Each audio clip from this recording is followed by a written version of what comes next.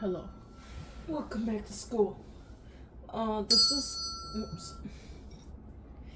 This is going to be a video. I was going through my bookshelf, organizing books, and I was going through the theory section, all the music theory books that I've acquired. And this is going to be more or less me going through, partly figuring out what I'm going to do with them, and just talking with you guys about the books that I've actually gone through and studied. I'm going to turn on the light so there's a little bit more light on this subject. My music theory officially formal studies began when I was in high school. My last year, I took a advanced placement music theory, which is basically your freshman university theory.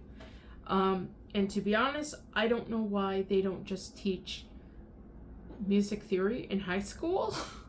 Like freshman, and I would say at least probably the freshman level, because there's no reason why music students, whether if they're in choir or band, should not learn theory. They should learn it. So either way, I took the advanced placement theory, which covered pretty much your freshman theory. So the top binder here are literally all of my notes, plus some. So I really have not gone through this, so I don't know what is in here, other than a bunch of homework assignments and stuff we had to like harmonize and stuff. Basically this covers everything from Roman numeral analysis to I think we talked a little bit about like musical structure or form, like binary and stuff like that, but we didn't like go into detail on some of it. As always, you get a bunch of paperwork. So that's pretty much what all this is. I think my final exam is in here. This is some sight reading examples. We did use a textbook for sight reading and aural skills, but I'm thinking I'm probably going to make a separate video to cover those books. So yeah, but we did have a textbook for that. But these were just examples that were given to us for in-class practice and things. Like I said, I think this is my final. Yeah, this big lop of paper here, this is literally, it's my final exam. I have no clue really what I got on it. I can't find a grade on it. It would be interesting to know. All I know is I got a couple of these wrong because I can't associate written music to pitch, like hearing it and then being able to figure out what it is. There's a date. Is that May 6th, May 1? It has to be May 1 because that was when I graduated. I don't know if there is a actual mark on here. There's lots of red stuff. So yeah, I'm just curious.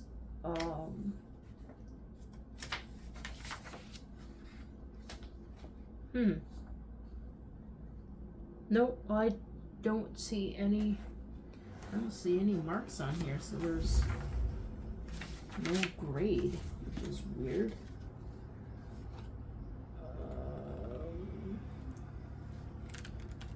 I think there's red stuff here, but I can't tell what it says.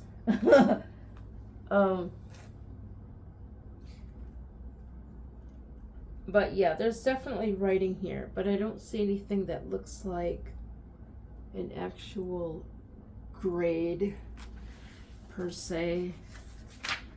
But yeah, either or, that is my first encounter with music theory, notes and things like that. This, get all the binders out of the way first. This is the workbook that came with the textbook. Now what I did was because the pages were already perforated, I basically just tore them out of the book and then I put them in here, in this binder. And we only used the first volume. I don't even think we completed the whole book. But I just marked stuff on extra paper. In the actual original textbook that we had for class, those were actually kept in his office. So all of my answers and stuff were written in that book, so I had to go out and buy another copy so I had a copy. And then I actually started working through that on this random miscellaneous paper because I didn't want to write in the textbook itself. So these are all of my examples and writing assignments. I don't know if I can find the answer key or not. So I don't know if these are actually even correct. So this is the textbook we use is Music in Theory and Music in Theory and Practice, Volume 1. This is a 7th edition. I don't know what edition. I think around like 8, 9, 10. And then there's also a 2nd edition or a 2nd volume that goes with 2nd volume of the textbook. This I did not study at all, but I bought it just to study from it in my own time. And this I would more than likely continue studying in the same manner here. I would like to see if I can find the answer keys to these so I can see if I'm actually doing the assignments correctly. That would be nice. And these are the actual textbooks. Again, we only studied from the first volume. The thing I didn't like about this book was the pages were all glossy. So trying to write on this with pencil was extremely difficult. I think I'd gone through for the most part and rewrote stuff in pen because I couldn't see the pencil and the pen smeared. It's just, this type of paper is just not good. But it's basically set up like possibly like a theory workbook type thing, because there are examples in here that you could actually do for homework and stuff, but it's not the same as the actual workbook that they actually created. But yeah, it did come with a CD, so I still have that. It also came with, I think this came with like a dummy version of like Finale or something. So yeah, and this is the 2nd book. The first volume covers things like basic notation, Roman numerals, figured bass, and then later, I think near the back, it might cover a little bit about form, like the basic binary form and stuff like that, but I'm not 100% sure. But yeah, The second volume covers more advanced chords, like not secondary dominants, but like Italian sixes or no, what are they? Italian 6/4 and things like that. And sonata form. Car driven by. Italian 6. I think it said Italian 6/4, but the more advanced harmony structures and some what do they call them?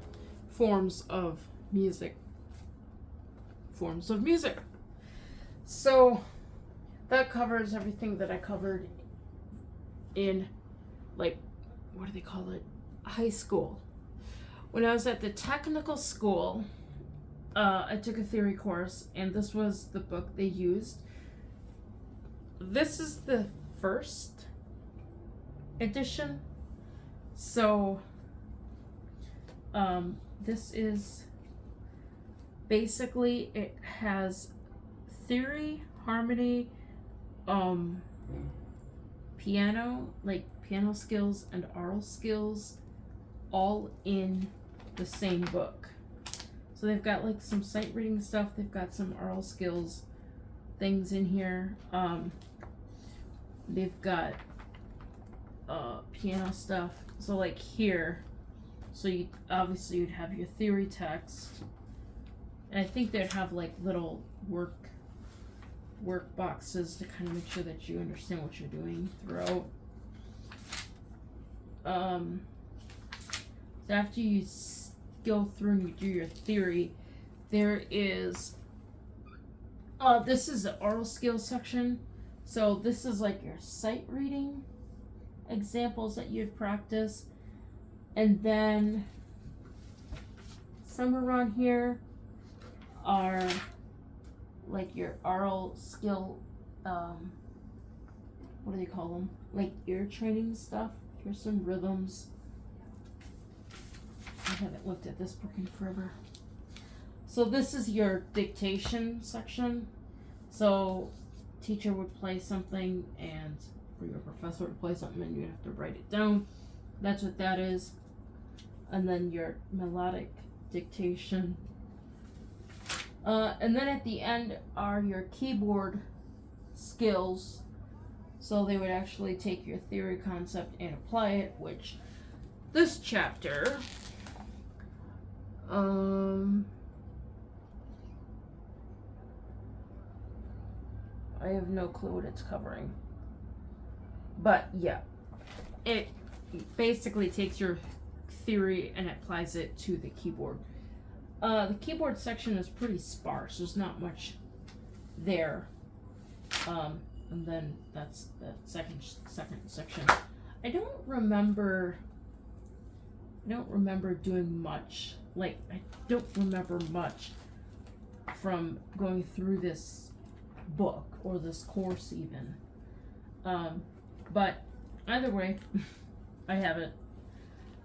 It also came with a workbook, and what I did, because I didn't want to tear my book apart, because literally that's kind of what you had to do to have your teacher mark your pages, is you had to tear the pages out of the book. Instead of having me destroy $100+ book, I had copied the pages that we worked from, and I just turned in that copy, and that way I didn't have to worry about tearing apart my book. I'm trying to see where I remember one of the courses. I don't know. It was this one. I think I came in like in theory 2. So I think I started like in the middle of the book, and I'll be dipped if I know which chapter it was we started. But yeah, so that is the workbook for that. I think now this book is on the second edition I just saw. And this is the second volume, which pretty much covers more advanced topics. Basically the stuff you'd cover in your second year of university theory. It covers like the Italian and the French and the German chords. I think this one covers a little bit on form, but I'm not sure. But yeah, either way, that is that book. And then this is the workbook that came with it, or I think this came separately, I'm not sure. But either way, I bought the workbook. These I don't, maybe I did. Oh, this is volume 1. No wonder why I wasn't, oh my gosh. No wonder I wasn't finding anything in this book, because there's nothing in it. I didn't work through that book. This is volume 1. This is the book that I actually did start working through. Well, that's a bad example. Here. There's notational stuff there, covering whatever chapter this covers. Some stuff about intervals. Yeah. So this is the book that goes with volume 1. Okay, we got that figured out. So that is my technical college music theory. I think I'm gonna keep this book out. I'm going through trying to see what I want to. Oh, there's a tab in here. Why is there a tab in here? I don't know. There's a tab in here. There's a tab in here. What section is this? The Credential 6-4. So, yeah, there's some notes in here on the Credential 6-4. Yay. So these books I'm gonna leave out. I'm also going through these and seeing what I want to put into storage and what I want to keep out. Those I'm gonna keep out. I like the definition, like how they write in that book, so that's kind of nice. This is my university textbook. Actually, let's go through this. Yeah, let's put. Let me hold on. Flip these around.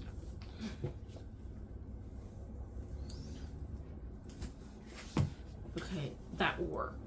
It's fairly flat. This is my university music theory folder. So it covers pretty much everything in years 1 and 2 that I've kind of looked at off and on. I also have a whole bunch of extra resources in here that I print off just for extra my extra learning and stuff. So I have all these blocked off, like where there's a tab here. It's a new, like, all of this is theory 1. All of this here is pretty much theory 2. So this would still be like freshman theory. And the reason I took this course was because between that other course that I took at the technical school and going to university, so much time had elapsed. It's like, I don't know if I'm going to remember anything. So that's all of theory 2. So I just retook that as more or less like a refresher. This is theory 3. It's like a checklist or syllabus or something. So this covers everything more advanced pages and stuff. In all of this, theories 1, 2, and 3, I had the same teacher with the same professor, which was nice. by the time I was getting into Theory 4, which Theory 3 has a lot of paperwork.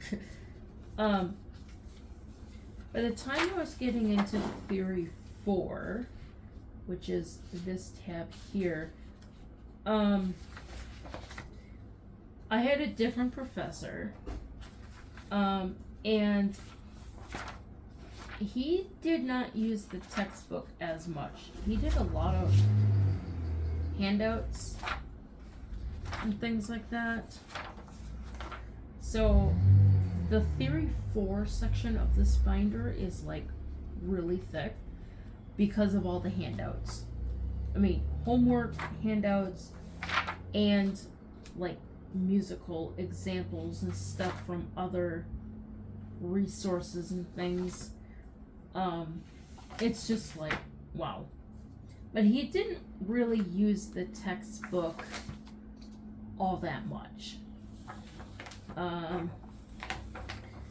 Let's see here, this is, I don't know what this is, but, and then all of this, after this pile here, all of this is more music theory papers that won't fit in here because it's so full. So I had to find a happy dividing point. But these are all my notes and assignments and things for university theory. I think I'm gonna keep this because I'm gonna keep it out because I have so many reference pages in here that could potentially be used. So this I'm gonna keep more or less as reference material. So I'm gonna stick that down there. This is the actual textbook we used. Musician's Guide, Theory and Analysis, 2nd edition. I think now they're like on their 3rd or 4th edition. I wasn't really fond of this textbook. They use really strange terminology that I'd never heard of before, like predominant area. I never heard of that before. This came in a bundle of your theory textbook, your workbook, and Anthology. And we didn't use the Aural skills portion of the package, but I did end up buying them for reference material and stuff. To be honest, our music Aural skills portion really sucked. We'll just leave it at that. But yeah, so this is the theory textbook. As you can tell, it's pretty beat up. This thing was starting to fall apart within the first year of use.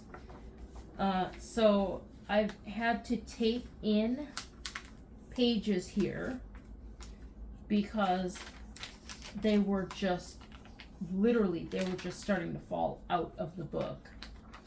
And I recently had to tape in another section, I think it's this page here, that I had to tape in because it was falling apart at the seam there.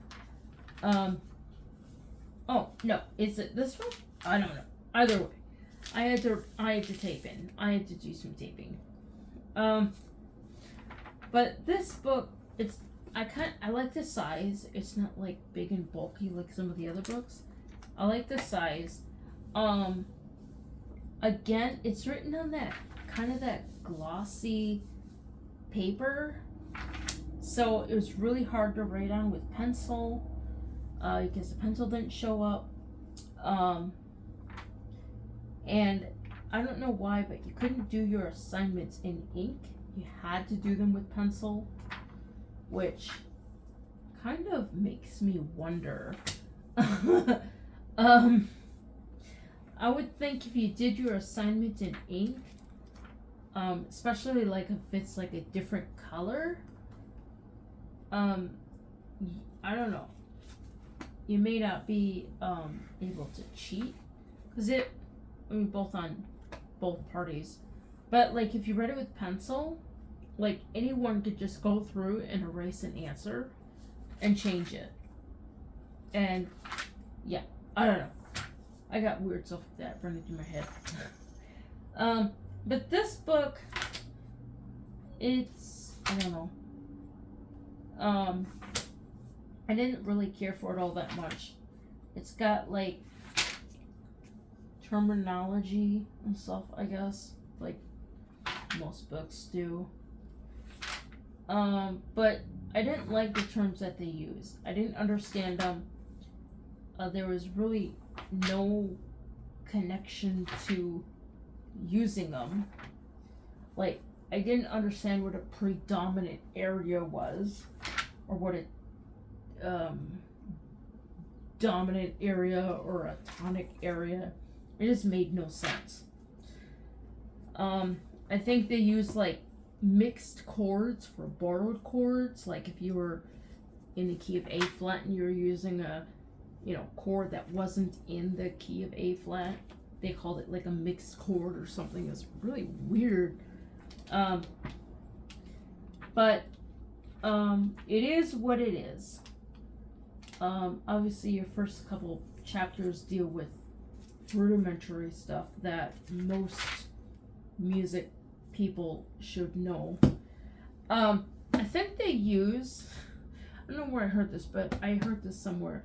I think they use like freshman theory and aural skills and stuff like that, like as a way of weeding out people who truly aren't, like, I don't want to say who truly aren't musicians, but who aren't really cut out to be at that level. Because yeah, this stuff is pretty boring. And for those of us that do go through it, it's torture. This is the workbook that came with it. I don't remember doing much out of it. Luckily, we didn't have to tear up pages or anything. But he did, especially the first couple chapters in the first semester or so, he would go through, the professor would go through and make sure that we actually did the homework. He wasn't checking necessarily for correctness, but just that we did it. So literally we could have written down anything and he would have probably gave us a passing mark for doing the homework. This is a new copy of the workbook because I thought this copy was more written in than I thought. So I bought a new copy because I thought this copy was all written in, but it turns out this copy is not as written in as I thought. But yeah, so I'll just keep these. I'll keep this other one as reference material or something. Maybe I'll use it if I ever go back to teaching. I don't know. But yeah, those for now, we're gonna put those into the storage because I don't really need them. Okay. So after you go through your 4 years or your 4 semesters of theory and analysis, you then take your music analysis, which is basically going through music and, analyzing it. What the whole point of it was, I have no idea. This is a book, I don't think it was required per se, but I think it was recommended. So I went out and I bought it because it's just one of those things. I don't like to have photocopies of books without having a actual copy of it. I mean, even if it is like academic stuff, I try to record where pages come from. But so I bought this book as reference material.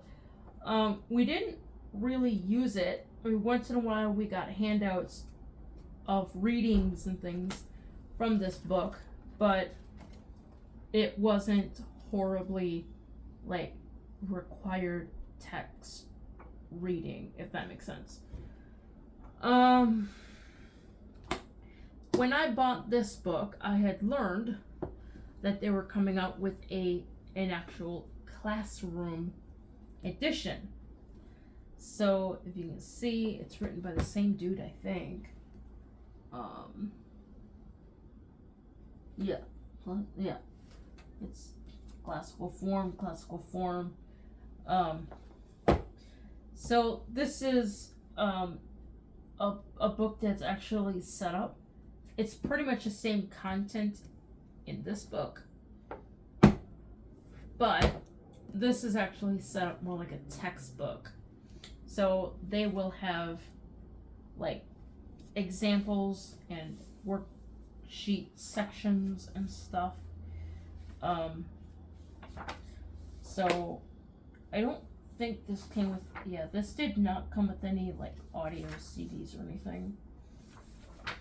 But yeah, so this, I didn't study from it, but I bought it because it was more or less linked to the book that I was studying from. So I thought it might be interesting for, again, reference material. And this book primarily covers the music of Haydn, Mozart, and Beethoven.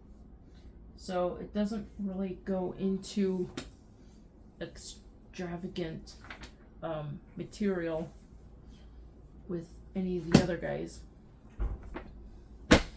This is a pretty thick book. This one has a really funny story. So when I was at university, I was in the bathroom, and I found on the back of the toilet a handout that somebody had copied, and it was from this book. I did do some research and to actually see where the handout came from, but once I got the title, I was able to actually get a copy of the book, buy a copy, so I bought a copy of the book. And basically this book deals with Baroque counterpoint and a little bit of music after Baroque. Again, because I haven't studied it, I'm not totally familiar, but I know there's a lot of counterpoint and fugues in here. There's a section in here where the guy actually wrote a more or less like a spoken fugue. And he basically talks about a fugue in spoken format. Now, if I can find it, that would be awesome. If not, oh well. I wish I knew what page it was on. I know it's near the end of the book.